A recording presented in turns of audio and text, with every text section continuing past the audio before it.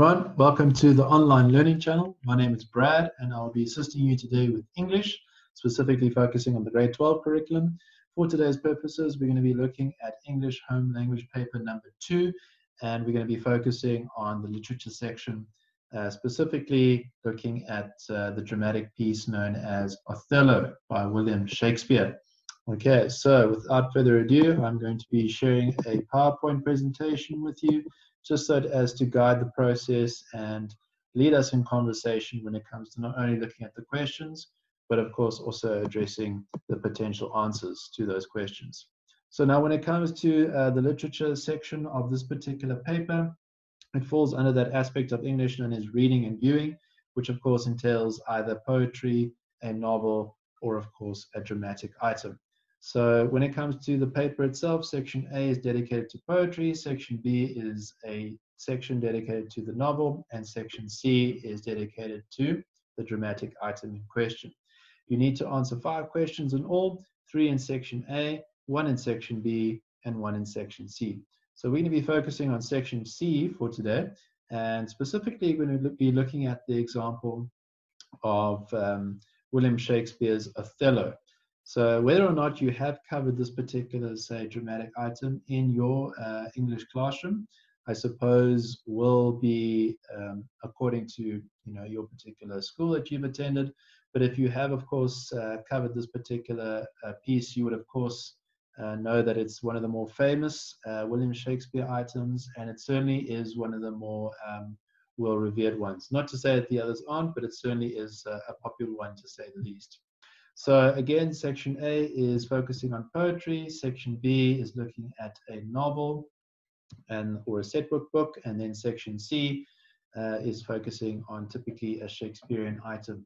So now when it comes to answering questions in section B and section C, you do need to take into account that it is a matter of choice. You do have some variety to choose from or options to choose from, so there is a bit of variety. And you just need to decide on what suits you best, what essentially will be an example of a separate book that you have particularly enjoyed or particularly taken a liking to, and the same goes for the actual dramatic item as to whether you feel that you know that item best. I would strongly suggest that you stick to that particular item. So again, when it comes to this particular paper, you could of course be faced with a essay-based question together with a contextual-based question. Remember, for section B and section C, your essay questions should typically be between 400 to 450 words or 2 to 2.5 pages. So remember that when it comes to your essays, they need to be well structured into an introduction, a body, and a conclusion. And you do need to focus on it being nice and coherent and almost free-flowing, if you will. But we'll go into some details surrounding the essay question when it comes to our particular discussions for today. So just a quick tip when it comes to things like time management. Again, section A is slightly different to section B and C. Section B and C would typically take a little bit longer to complete due to the nature of those questions. So I would suggest that you dedicate about 55 minutes to section C when it comes to taking on the dramatic item. So a table just indicating the various items that you may of course come across when it comes to poetry, also when it comes to the set book, and then of course when it comes to the dramatic items. So without further ado, let us look at a couple of questions courtesy of an past exam paper and focusing on that aspect of literature. So section C, remember, is the dramatic item, and we are going to be focusing on Othello. So when it comes to the theme Othello, we're going to just cover an essay-based question to begin with. So in this particular question, it is starting us off with a statement. Often is the case when it comes to essay questions that the examiner will start us off with a question or with a statement prior to that question, and consequently ask us to elaborate or just to give our particular viewpoint on whatever that statement or question may be. So in this particular case, it's stating that Othello's behavior throughout the play has unintended consequences. Okay, so quite similar to a question that we covered in a previous presentation, certainly when it came to the theme of Hamlet, in terms of their behaviors, or certainly the protagonist's behavior, as to whether or not it has unintended or intended consequences. So in this case, it's unintended. The question is asking us to critically discuss the extent to which you agree with the above statement. Okay, so do you agree or do you not agree that Othello's behavior has now resulted in unintended consequences? So your response should be between 400 to 450 words, 2 to 2.5 pages. Okay, so just my take on this particular question. Now, candidates, of course, that is you as the students, might argue that this statement is not entirely true and discuss how Othello's behavior has either intended or unintended consequences, or you may, of course, offer a mixed response. So whether you feel that they are unintended or intended is besides the point. You may, of course, elaborate on both points, as long as you just get your argument across in a nice, clear, and sound and structured like manner. Okay, so just a couple of points that I would like to share with you when it comes to answering this question. So when Othello marries Desdemona, he does not expect Brabantio's extreme opposition and prejudice. Brabantio's warning to Othello about Desdemona's betrayal is only later exploited by Lago. Othello does not expect Lago's resentment and jealousy when he appoints Cassio as his lieutenant. This spurs Lago's wrath and gives him reason to destroy Othello, Cassio, and Desdemona. So in naively trusting Lago and placing Desdemona in his care, Othello unwittingly plays into Lago's hands, giving him the opportunity to advance his evil plan. So now Othello's gullibility in believing Lago's insinuations about Cassio and Desdemona makes him more inclined to trust Lago rather than Desdemona and Cassio. Desdemona's love is essential to Othello, that her assumed betrayal leads to his uncontrollable jealousy and ultimately destroys his, together with others' lives. Othello allows his insecurities and his emotions to overwhelm his reason. Othello's response to the brawl shows Lago how quickly Othello becomes angry and consequently loses control. Othello's dismissing Cassio and appointing Lago as lieutenant places Lago in a better position to influence and manipulate him. So you could argue that these actions taken by Othello have unfortunately resulted in unintended consequences.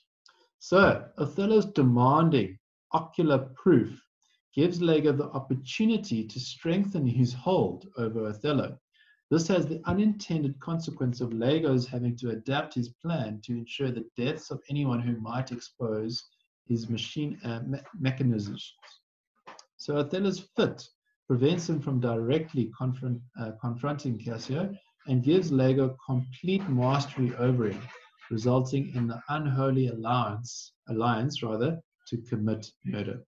So Othello's eavesdropping strengthens his belief in Desdemona's infidelity. His integrity is called into question and leads to the diminishing of his noble character. So Othello's striking of Desdemona leads to his losing the respect of those who had previously admired him. So again, further consequences to his actions. Othello's behavior has consequences for others, such as Desdemona's acting out of character by lying about the handkerchief. This hardens Othello's suspicions against her. Candidates might argue that toward the end of the play, Othello is very clear in his intention to mete out justice. Othello's military background often influences his decision to become Desdemona's judge and executioner and to justify himself as an honorable murderer, which sounds a little bit more, say, contradictory, but it just so happens to be the case. When Othello realizes the truth about Desdemona's innocence, he cannot live with his conscience and executes himself. So again, clearly these are actions taken by the likes of Othello that have now resulted in unintended consequences, ultimately his own death in particular.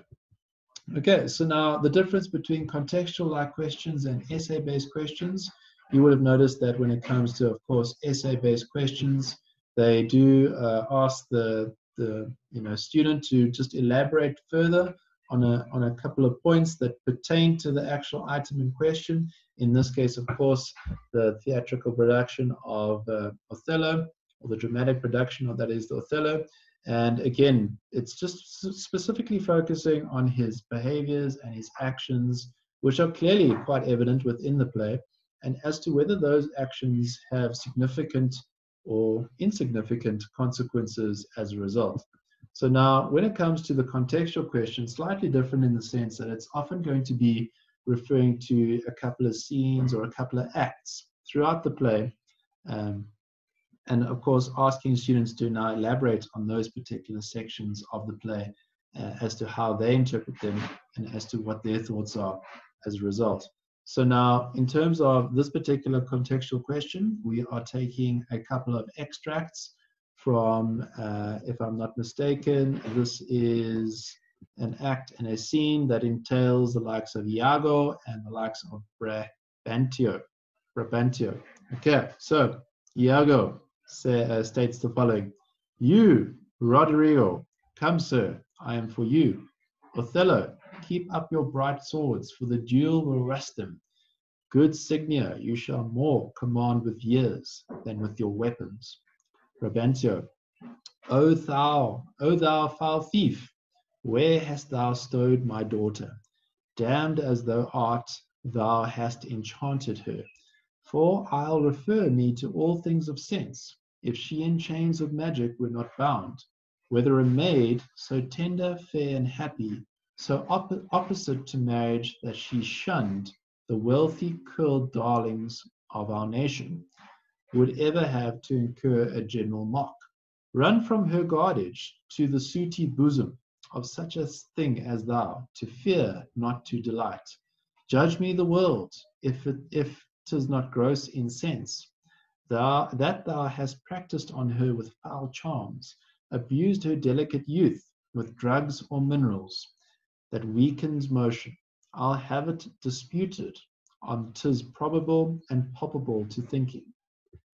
I therefore apprehend and do attach thee for an abuser of the world, a practiser of arts, inhibited and out of warrant.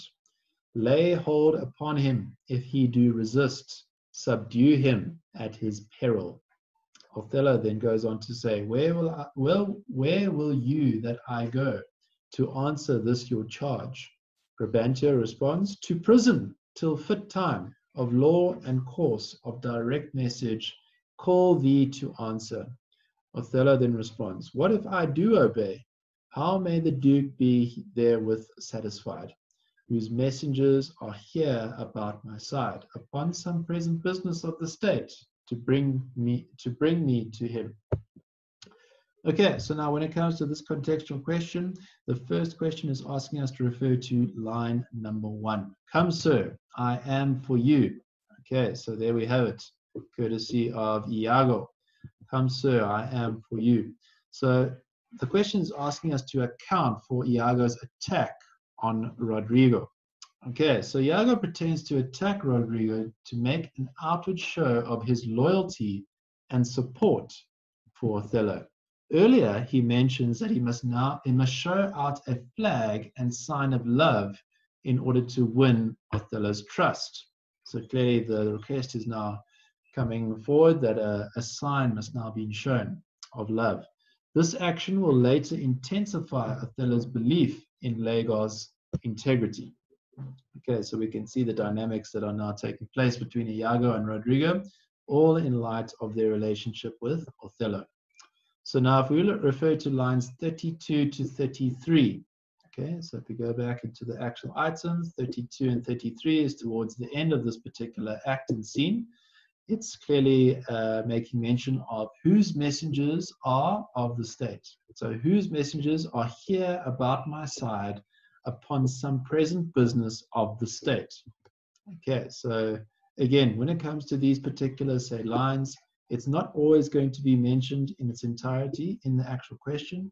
You would then just need to refer back to the actual extract and take it from there. So now the question is asking us to explain Othello's role in the present business of the state. Okay, so now what is Othello's role in the present business of the state? So the Venetian state is preparing for war against the Turks. This, in its broader context, is the dynamic that is evident within the actual play. As general of the Venetian army, Othello has been urgently called to the Senate to take charge of the defense of Cyprus itself. Okay, so Othello, with his military background, is clearly quite well established. He is the general of the Venetian army, and ultimately he has been called on by the Venetian state to prepare for war against the Turks by defending the likes of Cyprus. Okay, so you would be awarded 3 marks for any 2 ideas, as mentioned in this particular item, that are well discussed. Okay, so just mentioning the actual idea behind why it is that, Othello's role in the present business of state is being requested of you, his military background and his, request and the call for him to now defend the likes of the Venetian state.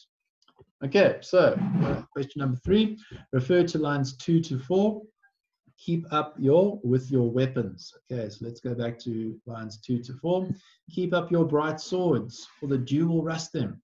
Good Signa, you shall more command with years than with your weapons. Okay, so suggest how your impression of Othello in these lines differs from the impression Brabantio creates of Othello. Okay, so the examiner is now asking you as the student to now bring across your impression of Othello in these particular lines and how it is that your impression may differ from Brabantio's impression. Okay, so in this extract, Othello is calm, he's controlled, he has a formal, way about him, he's courteous, he's sophisticated, well-spoken, and respectful towards Brabantio.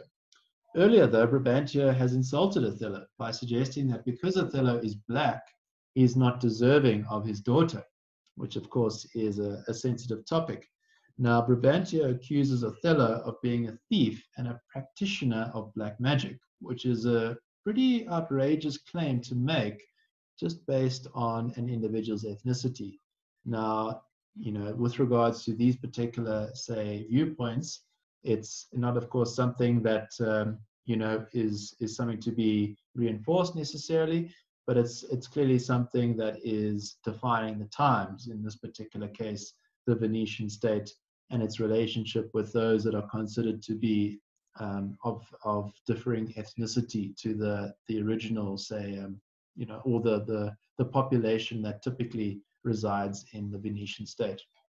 So in terms of Brabantio accusing Othello of being a thief and a practitioner of black magic, the impression that is created is that Othello is sly and he has a kind of immoral way about him, which is totally untrue in the sense that because he is a general in the Venetian army and typically is a man of honor and nobleness. So award 3 marks. The examiner will award you 3 marks for any 2 ideas that are well discussed or any 3 distinct ideas that are brought forward in terms of Brabantio's impression of Othello.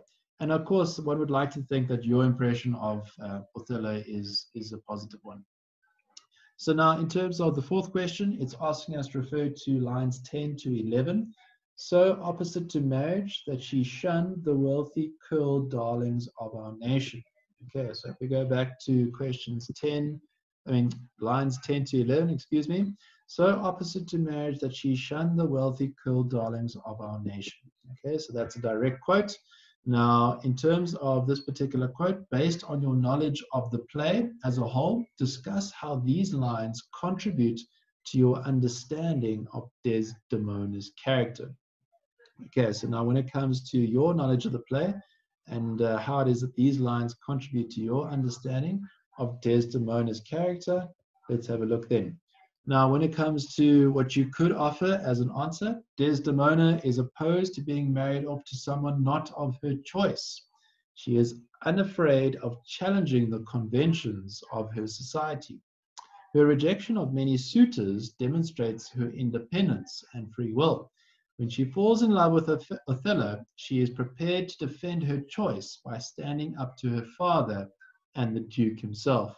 So Desdemona proves to be courageous, proud, and confident. Okay, so this is essentially the impression one gets when it comes to this particular line and this particular understanding of Desdemona's character. Okay, so we then go on to the next extract that typically involves the likes of Othello and Iago, and let's just see as to how exactly this act in this particular scene unfolds. Thou dost conspire against thy friend Lego, if thou but think'st him wrong, and mak'st his ear a stranger to thy thoughts. Iago responds, I do beseech you, thou art perchance ambitious in my guess, as I confess it is my nature's plague, to spy into abuses, and oft my jealousy shapes faults that are not. I entreat you then, from one that so imperfectly conjects, would take no notice, nor build yourself a trouble, out of my scattering and unsure observance. If were not for your quiet, nor your good, nor for my manhood, honesty, or wisdom, to let you know my thoughts. Othello, zounds, Iago, good name in man and woman, dear my lord, is the immediate jewel of their souls. Who steals my purse, steals trash. 'Tis something, nothing. 'Twas mine, 'tis his, and has been slave to thousands. But he that filches from me my good name, robs me of that which not enriches him, and makes me poor indeed. Othello, by heaven, I'll know thy thoughts. Iago, you cannot, if my heart were in your hand, nor shall not, whilst 'tis my custody. Othello, ha. Iago, oh, beware, my lord, of jealousy. It is the green-eyed monster which doth mock the meat it feeds on. That cold lived in bliss, who certain of his fate, loves not his wronger. But oh, what damned minutes tells he o'er, who dotes, yet doubts, suspects, yet strongly loves. Othello, oh misery. So that's Act 3 and Scene 3. So it's asking us to refer to lines 1 to 3. Thou dost conspire to thy thoughts. Okay, so if we go back to lines number 1 to 3, thou dost conspire against thy friend Lego, if thou think'st him wrong, and makest his ear a stranger to thy thoughts. Okay, so now if we were to account for Othello's belief that Lego is not being honest with him, what exactly would we offer as a potential answer? So Othello believes Lego is withholding information about Cassio's honesty. He gains this impression because Lego is not being frank with him. Lego has made insinuations which he does not support. He uses innuendo and generalizations to make Othello suspicious of Cassio. So these are the dynamics that are now playing out between the likes of Othello and Iago in trying to reach a sound conclusion when it comes to Cassio. All right, so we move on then to question number 6. So question number 6 is asking us to refer to lines 8 to 11. Okay, so if we go back to lines 8 to 11, all right, so let us see 8 to 11. I entreat you then, from one that so imperfectly conjects, would take no notice, nor build yourself a trouble out of my scattering and unsure observance. Okay, so if we were to discuss the irony in these lines in the context of the play, what exactly do you think we could offer as a potential answer? So Lego pleads with Othello not to take notice of his vague suspicions. He creates the impression that he is merely speculating as to the nature of Desdemona and Cassio's relationship. So it's just mere speculation as a result of making any kind of conclusive claims. So Lego maintains that he does not want Othello to be concerned about something that may not necessarily transpire. There's no need, there's no reason to be stressed at this particular point, according to Lego. However, he is insincere and merely intent on furthering his own plan to eventually ensure Othello's destruction. So Lego is clearly a conniving and devious-like character that's now looking to ensure Othello's eventual overthrow, which is, of course, a little bit of a, a tense-like dynamic. It is ironic that he appears to set Othello's mind at ease, yet it is part of his plan to increase Othello's suspicions in order to create chaos. So even though he is now looking to ease Othello's mind and his suspicions, he's doing so in a way that just, again, allows further opportunity for manipulation and further opportunity for him to eventually deceive the likes of Othello. So now, if we look at question 1.1.7, it's asking us to refer to lines 16 to 19. Good name in man, slave to thousands. Okay, so if we go to lines 16 to 19, good name in man and woman, dear my lord, is the immediate jewel of their souls. Who steals my purse, steals trash, 'tis something, nothing. 'Twas mine, 'tis his, and has been slave to thousands. But he that filches from me my good name robs me of that which not enriches him and makes me poor indeed. Okay, so that is courtesy of Iago. And this particular, section, or this particular act and scene is clearly being made mention of here in lines 16 to 19. In terms of the actual question, the examiner is asking us that if we were the director of a production, such as Othello, how would you instruct the actors to deliver these lines? You now need to pay specific attention to the body language as well as the tone in terms of these actors now bringing across the message. And not only are you accounting for the body language and the tone of the actors, you do need to justify your reasons or your ideas surrounding these instructions. Okay, so just in terms of what you could potentially offer, you could potentially say that Iago might move close to Othello and might clench his fist and tap his chest when referring to the soul, so as to create a dramatic effect. He might move away from Othello, but then come back immediately and make direct contact, eye contact with him when delivering the last three lines. He might put his arm around Othello or clasp his shoulder to create an impression of camaraderie. Iago's tone would be persuasive, adamant, concerned, apparently sincere.